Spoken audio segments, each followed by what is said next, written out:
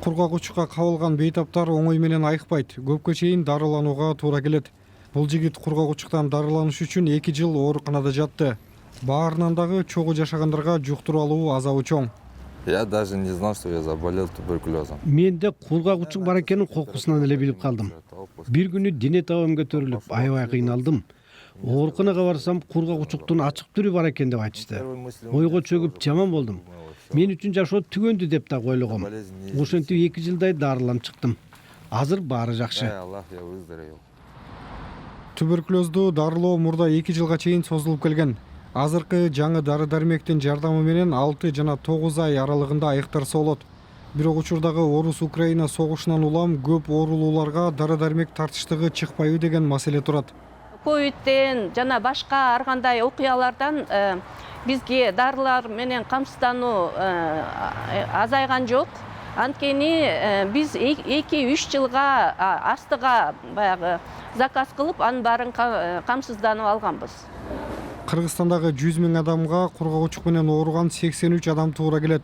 Ошол эле учурда Кыргызстан кургак учуктун оор түрү катталган өлкөлөрдүн катарында.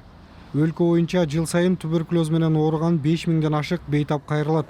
Анын 3/4 кургак учуктун оор формасына чалдыккандар.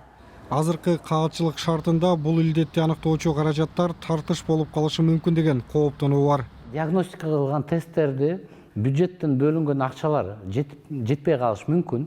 Эмне себептен баалар абдан өсүп кетти. Логистикасы жанакы жеткирүү боюнча кайсы мамлекет аркылуу алып келебиз, ал көбүнчөсү жанакы Европадан, Америкадан келген тесттер, реагенттер болот да, фирменный. Дүйнө жүзү боюнча туберкулез өлүмдүн негизги 10 себебинин бири болуп саналат.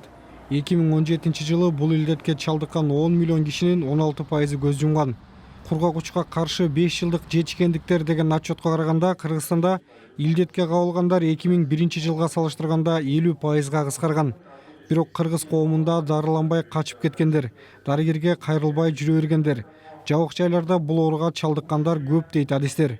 Дүйнөлүк саламаттык сактоо уюмунун стратегиясына ылайык, өлкө 2030 жылга чейин кургак учуктан таптакыр арылышы керек.